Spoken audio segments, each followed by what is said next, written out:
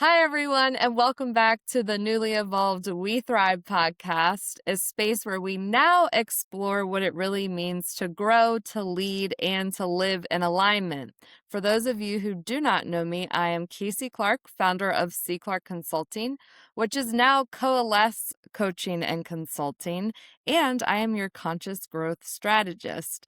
Today, I have my best friend Dawn joining me, and we'll be having just a casual conversation about how this podcast has evolved as well as C3. So thank you for joining us, Dawn. My pleasure to be here. Awesome. So let's get started. All right. So I think a great place to start would be for you to tell us who was Casey when C3 first started. That is a loaded question. So one of the reasons that I've asked Dawn to be on this podcast is she has seen my entire growth. And matter of fact, Dawn was working with me before C3 was even a thing. Honestly, in that space in my life, I was just trying to make it. I didn't really have an example of how to do things. I knew at that time I didn't want to work for anyone. I actually don't consider myself a very good employee. I was just this person who wasn't really taking no for an answer.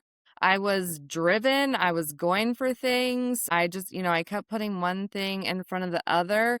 But I think more importantly, on the personal side, I was this rigid, cold, not inviting person. Like, you used to make fun of me because we would walk down the street and I would just look down and I wouldn't even look at anyone's face. Avoid eye contact at all costs. Yeah, I wouldn't say hi or anything. So I think that's just like a small glimpse of just who I was back then. I don't like to think that I was a very inviting person. Yeah. So what do you think for the people who are fortunate enough to meet you today or to have met you in the more recent years, what Casey are they getting today? They're getting a I don't care in a good way. So, like, it doesn't bother me if people judge me. Everyone's going to have their opinion, and I'm good with that. I'm going to always do me. I know that I lead with, my values, and I'm a person of integrity. But more importantly, I'm going to show people a softer side of me, the funny side, the more inviting side, welcoming, the intrigued side. Like, I love to get to know people now and talk to them. So definitely more of the warm and fuzzies than almost 10 years ago. Wow, it's hard to believe it's even been that long and all of the transformations that have taken place between then and now. So, speaking of transformations, what Casey was leading C3 back then? Like, how did you lead a business back then? So fortunately enough, which I mentioned in a blog that I recently wrote, I was introduced to a company called HubSpot. And one of the things that I loved about them is that they really put systems in place and they were very focused on marketing in human ways, but they pretty much gave you the blueprint to market things and to really look at business as a whole. So, as someone who was able to get an MBA and have HubSpot in my life, I did lead C3 in a more strategic way. Yeah, so remember the days that I used to say I bleed orange? Yes. Yeah. It's so funny. Like, I lived and breathed HubSpot. I mean, they were really this it was a focal point of my business. Like, they really taught me how to put structure in place and just how to grow businesses in a good way. But with that, when I had first started C3, I was coming from a place of scarcity. So I think when we all start in business, like, we take on whatever we can. However, it got to a point where I even went outside of my normal offerings because I could do something. and it Right. wasn't necessarily aligned, with what I wanted to do or anything, but I could do it. So I was like, yeah, this is a way to make extra money. And it always bit me on the back end, always, Right. every single time.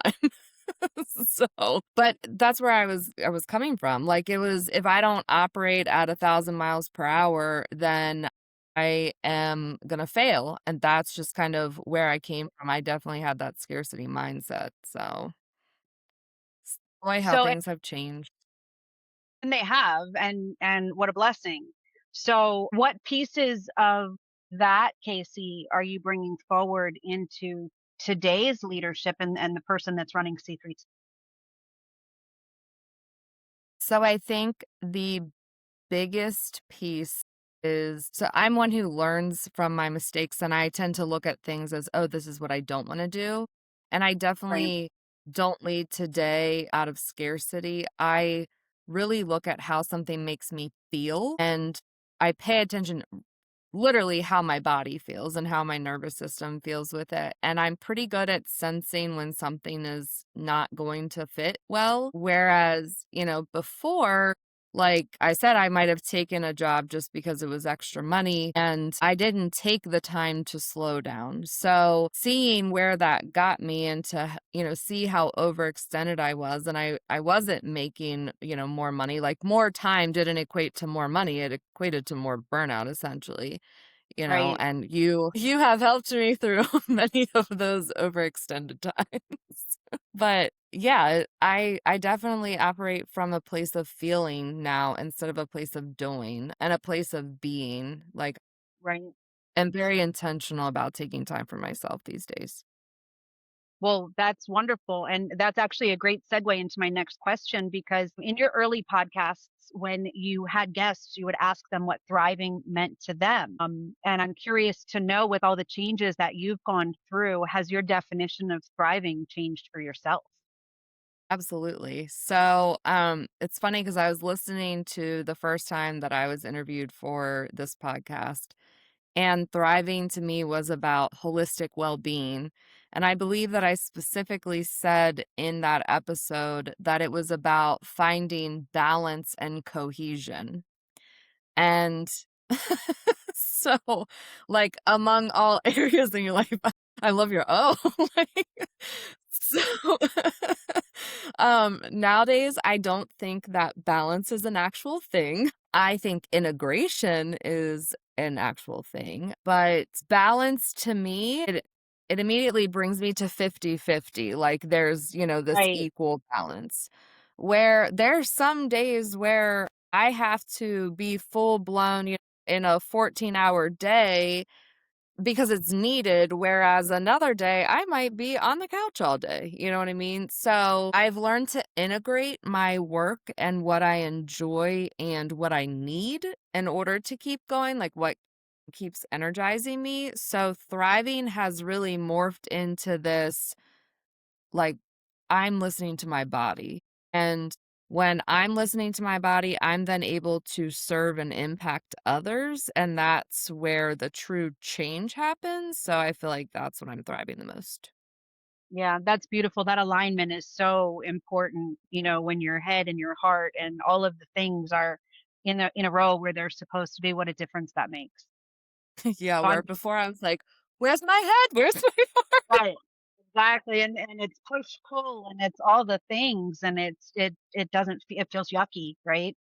So that's a wonderful thing to know that you're coming from that space. I think it's really funny that you, well, not funny, but interesting that you say it feels yucky because, going back to your question about how was I operating in the beginning stages, I was doing so much. And at one point I had three businesses in the beginning of C3, and I was a full-time student for 2 years during that time. And it became so much that I wasn't feeling. Like, I was Right. on autopilot and then some. So I really, when I started my healing journey, I had to become unnumb. And, Mm, you have seen that process where literally the stress and the doing showed up in places in my body where I couldn't feel a body part because I was housing whatever was going on. So, yeah, even before it feeling yucky, it didn't feel at all. So, it's Right. fascinating. It is fascinating. And I'm curious to know, was there one particular either personal or leadership moment that you had, that was sort of your aha moment of I can't do it this way anymore, something's gotta give?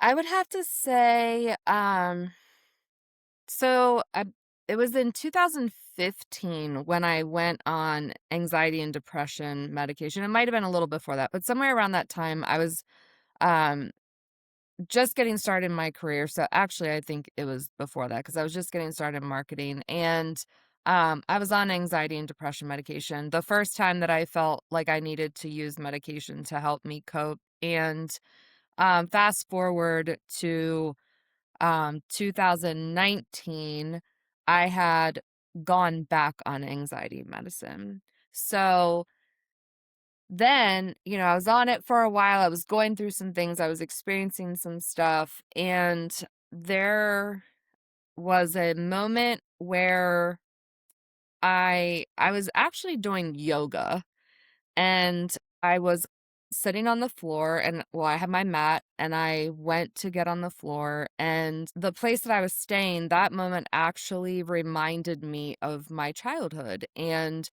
being on the concrete and it just being cold, and you could hear like the critters under the floor. And that moment, I was like, something's gotta give. I've gotta get out of this place. I've got to shift things back to the way they were in my life. Because to be quite honest, I was hitting a rather low point. At that time, we were just kind of coming out of the effects of COVID, and a lot of things had changed in my life, and, it was probably my lowest point as an adult, and I went back on anxiety medicine, and I was like, "I've got to address the things that I've gone through as a kid," because at that time, even at 30, mid-30s, they were still coming up for me, and I knew that if I didn't do something as an individual, that it was going to impact my business, and as we know, that's my bread and butter, so I couldn't have that happen, and I was fortunate that it hadn't impacted it immensely already at that point. Yeah. That's a big sort of heavy moment, and to realize that you sort of have to go all the way back to the foundation of everything, like, that's a huge the thought of that even today after having done the work is terrifying to me, right? Because I know the steps that you took and that one has to take to go all the way back to the beginning. And it has been an amazing transformation, and I'm really excited. If you don't mind, I would love to talk to you about your leadership mirror because I know that that's one of the things that was born from all of this. And I would love for if you could just tell us some of the foundation work for that and what were some of the truths that you had to face in order that inspired this tool. So, getting a degree in health and wellness coaching, I feel like that was like a major part of my launch pad into evaluating myself and improving myself. It required me to read a lot of books. It required me to study a lot of different practices. I had a class where we did Tai Chi. I had never heard of Tai Chi prior to that. But at that point, it really was evident that I had a lot of things that I was using as coping mechanisms. And a lot of it was like disassociation or addiction to work and things of that nature.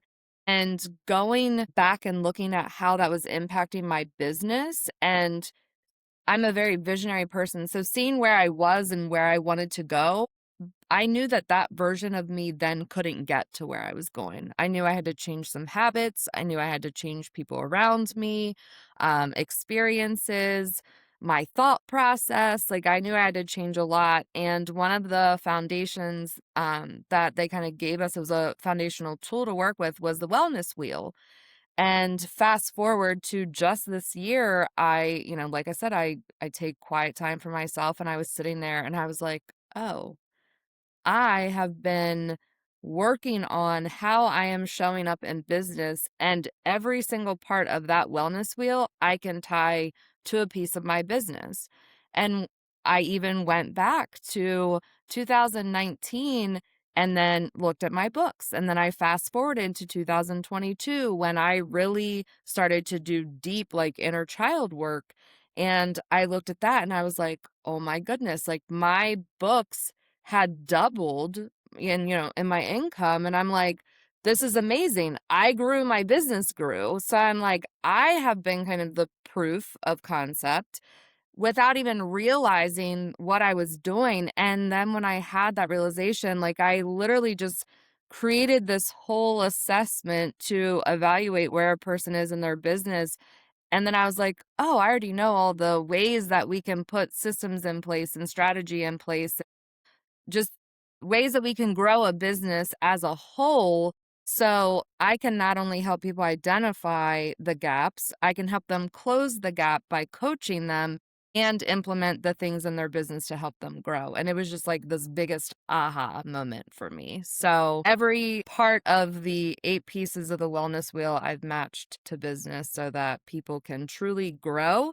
And what I love about the whole thing is that each part relates to being clear, conscious, or connected, because I personally believe that in order to achieve success, you have to get clear, you have to be conscious of what you're doing, and you have to be connected to yourself, your higher power, and your community. Amen to that. Amen to that. Yes, So indeed. you mentioned coaching, and coaching to me is, when I think of coaching, I think of you as a leader, right? Because you're kind of teaching us and showing us how to show up for ourselves and how to do the things, right? So in your own journey, if you could share with us how some of the ways that you showed up in your coaching and or in your leadership, how what worked well for you? And are there any points where you still felt that you were stuck, that you had trouble kind of getting through? Yeah, absolutely. So I would say I have always led with my heart, even when my heart felt like it was in an ice box. Now I'm singing the Omarion song in my head, but Of course that's you are. beside the point. So I've always led with my heart, like time and time again, even when it came to self abandonment or self sacrifice. I have always done that. And I've always been a person of service. Again, even when it led to self abandonment and self sacrifice. I would have to say another thing that really worked is I've always been able to hold really big visions and I've been able to get other people to buy into those visions. But beyond the vision, I can create a strategy to get there. And I think that that's kind of like my superpower because a lot of people dream, but they're like, I have no idea to get there. I know I want this. And I'm like, oh, let's get it. I've got a whole plan. I would have to say I've been adaptable. I've been solution oriented. Like I might not know something, but I'm resourceful and I'll figure out a way to do it. And then I've always been willing to go first. Like, I don't mind leading by example. I don't mind making the mistakes. I've had so many conversations with you where I'm like, well, I'm doing this, have no idea, how to do it. And then I am later like, oh, well, now I have this awareness and now I can, change this. And it's like this ongoing learning process that I have, but Yeah, it's worked, it's worked pretty well. Um, the things that haven't worked for me is leading with urgency and not clarity. You and I, we've had a lot of conversations around putting out fires for clients, and shifting to that place of like your lack of preparedness is not my emergency. Um, that's right. it's probably one of the hardest cycles to break. It is. It truly is. Yeah, so, yeah, that definitely didn't work. Saying yes because I was scared or because I cared, like, I've said yes to so many things that it was really just I genuinely wanted to help the person, or I was Right. scared that I was going to lose something. Financials have been a big hang up for me, and that's something that I know stems from me growing up. So that has been an ongoing thing. And with that being said, I think confusing my capacity with my calling Like, just because Okay. I have the capacity to do it or am capable of doing it does not necessarily mean that it's in alignment with what I'm here to do. Right. So, Right. yeah, those are some big lessons. Yeah, that makes perfect sense. So we've also often talked about how outwardly appearing you have always seemed to have it all together, right?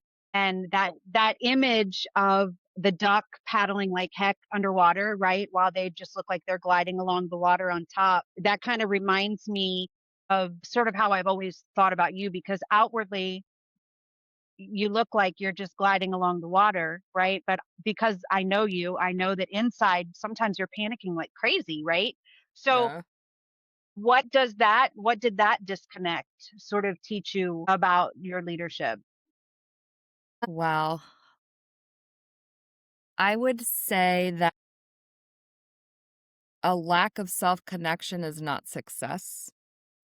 So, like, just because you are connected with others and you're able to do all of the things, if you are lacking the time with yourself and the knowing of yourself, it doesn't matter what your output is, you're not being successful. Like, you're missing a whole boat essentially, you know? Yeah. And misalignment will always show up. For me, it shows up in my body. Like, I've literally had moments where, and I know you laugh at me, you've cried with me, you've done all the things when things have showed up in my body. But I tend to have physical symptoms of things being misaligned. And sometimes that could be, my hand like feeling like someone is, like clenching around my wrist and holding me. Sometimes it's like my legs bracing myself. There's all these different ways that my body is like don't go there, that's not good for you, or they're not good for you. When you're not in touch with yourself, you can't necessarily walk into a room and get that intuitive feeling that something's off, Yeah, or that someone's lying to you. Like, you don't need proof, you just have like a knowing. And if you don't have that time with yourself, then you can't have that settled feeling that you would normally have. yeah, that makes sense. I see like the head that's a balloon that's kind of like floating up, right, in the air. And when it's not here and it's not with your body and it's not a package, right? You're not serving anybody, most of all yourself, right? Yeah, So that's which kind of what I see from that. it's so fascinating that you use that and use the head, because when you think about it, like, people will be like, "Get out of your head." And that's a place that I live in a lot, but that's also where our consciousness is. So it's that daily practice of, like, when am I just in my head and saying all of the negative things to myself and, doubting myself or whatever, and when am I actually in, like, this conscious state of awareness where I am functioning the best as my higher self, and I'm actually taking the guidance. So it's interesting that it's two very different experiences essentially kind of in the same place. So, Right. yeah, there's a This lot whole going on thing. up there. Yes, absolutely. So that brings me to a good point because I'm sort of wondering when you're at that point of disconnection, when did you realize that you were sort of performing in business instead of expressing who you were truly becoming? Everything felt fake. Yeah. Yeah. Like, I would sit down at my desk and I would go to write content and I'm like, this doesn't feel right. And sometimes it was because of the client that I was working with. Sometimes it was because of the type of work that they did. Sometimes it was because of the service that I was providing. I've had a love-hate relationship with social media for a long time. And I just made the Yes. decision Yes. to not offer that as a service. So you have to get clear. You have to be in touch in order to just be in alignment. And for me, like, I knew that things were shifting when I couldn't even really market my business. saying that I was a marketing agency, I wanted to be like, oh, like, I didn't want it to come out of my mouth because I'm like, no, we're not just a marketing agency. Or when I be networking, people are like, oh, she owns a marketing agency. And I want to be like, no, actually, I don't. Like, but it's the common term. And quite Right. frankly, I didn't have the energy to explain otherwise. So I just let it ride. And that showed up so many times. I was like, okay, where's the mirror here? Because if I'm not voicing who I actually am and what my company is, where am I not using my voice in other spaces? So again, it's a mirror. Everything is a mirror. Right. So then what has changed in that process of evolving? You've already said, you're not offering social media as a service anymore. What else has changed? What's changed in your voice and what's changed in your approach?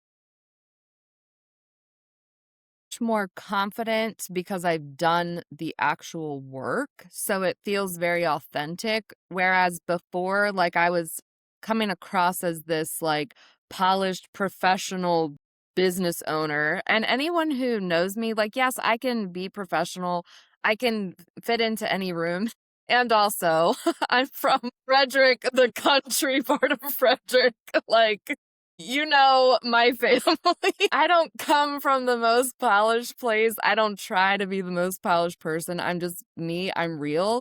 And I show up that way now. Whereas, like I said before, I just felt like I was in a box. I felt so rigid. So even when I'm talking, the fact that I have looked in the mirror many, many times at myself, and even when someone does me wrong, I ask, what did I contribute to this situation that helped create this outcome?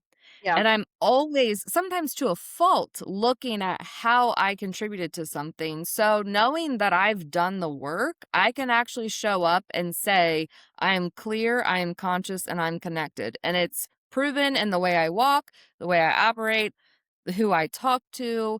And before it was the way that society makes business feel, and I was trying to, like, live up to that expectation, and now it's, like, my heart and how I feel as a person, and I feel like the passion comes through, and I've now integrated coaching in to help people, go through the same process or a similar process that I've done, as well as, couple my growth services with that. I think now more than ever, I'm willing to be seen. Okay. And, before I wasn't. I mean, when I was heavier, I can honestly say that I would stand on a stage if I even got the opportunity to be on a stage, and people would not take me as seriously, and therefore I played small. And Yeah. it's sad that that's the way that society operates, but it's the truth. I experienced that. And, people have these different biases and judgments and things when people are overweight and they have no idea the depth of whatever the issue is that causes, any type of addiction or being overweight or whatever. And I'm willing to share those experiences and share what I did to overcome them and so many different things. And I think that that makes me even more relatable than I was. So people, I feel like, want to work with me, and that kind of sells the business. Okay. So that makes good sense to me, and I am curious to know, we've talked about sort of the word alignment, and we know how when you are disconnected, how that feels and how it that yucky that we talked about earlier. So now that you have found your voice and now that you have found your alignment and you have found your clarity and all of the things, what does that feel like Well, I today? can feel it. Ooh. That's a good thing. It feels grounded, it feels whole, not to keep using the word, but it feels connected. So one of the reasons that I changed C3 to Coalesce Coaching and Consulting, one was for a business reason. If I ever decide to sell, I didn't want my name in the business. Yeah. And two, coalesce means to bring together for something greater, to make something greater or whole. And so many people think that you have yourself and you have your business, and that's not the case. Like, you're a mirror, and we show up in our business, and your business can only grow as much as you do. And for that very reason, I was like, yes, this, is about bringing you and your business together to truly succeed and thrive and to create a legacy where people actually remember what you put on this earth, not it might not even be you, but they're impacted by the things that you put on this earth. Would you say that that's what you want your leadership, your work, and your presence to model for others? Absolutely. As many people know, I recently started Amplified Change, and that was something that took me a long time to bring forward because it did require me to be seen and vulnerable and all of the different things. And when I think about that, I think about like just the kids that we serve so far and how they walk away feeling more confident or looking at a piece of art and hating it. And when I can get them to look at just a small piece of it and find something that they like about it and then focus on that, or when they're frustrated and I can get them to move past the frustration and find something just good, that knowing that I've impacted the way that they think and the way that they feel, like they might not remember my name, but they will remember that lady that sat next to them when they were painting or whatever they were doing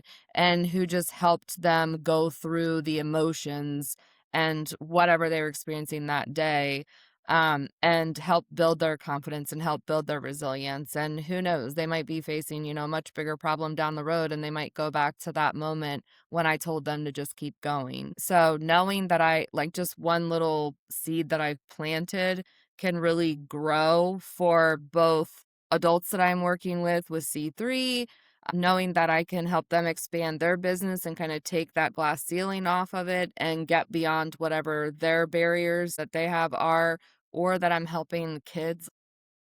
I feel like whether it's me or someone that I've even taught or brought on with Amplified Change or whatever, I just feel like we're making an impact, and that's truly the legacy.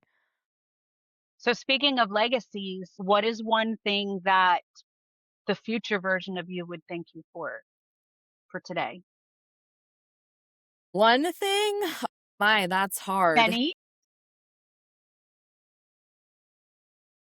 The biggest thing is not giving up. I wouldn't say that's the biggest. The biggest would be trusting my gut. Even as a kid, like I knew in me that there was something that was different. And it's what made me like persevere. I feel like it's what made me as resilient as I was. And even to this day, you're like, your gut's always right. Like, I don't even have to have proof of anything anymore. I'm just like, I just know. Like, I just have this feeling. And being in touch with myself enough to be able to hear that intuition has been a game changer for me. Yeah, it's huge, right? It is. It's having the confidence to listen and to know that, you know, your instinct, your gut, your insides, whatever you want to call it, is leading you in the right place. I actually just had a memory pop in my head from something you and I did together, which I know that that leaves like 8,000 things and then some. But when we were in New Mexico, and I actually got this tattooed on me, which is "Here I stand and the world will adjust."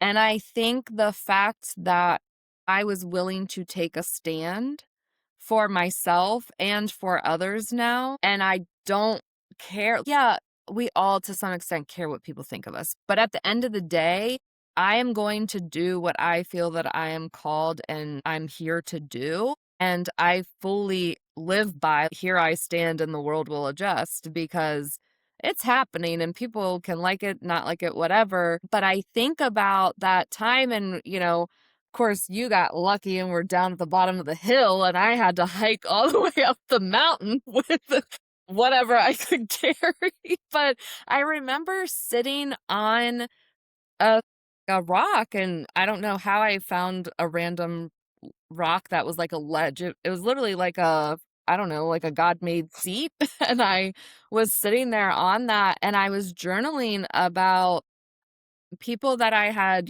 told I was being abused, and they were like, "You're lying," and I was journaling about forgiving them, and it was so fascinating because I saw this caterpillar come in and he started burrowing in the ground, and then I'm journaling. I don't even know how long I was journaling for, but then I looked up and there was this yellow butterfly that had flown away, and just the courage that it took for me to decide in that moment, like, you had a voice then, even though it wasn't taken really into consideration, you chose to keep using your voice, and even if it got quieter or it was silent sometimes, you are making the declaration now that you're gonna keep going, and I think, again, that attitude of not giving up, and here I am, I'm gonna keep doing me, and if you don't like it, whatever.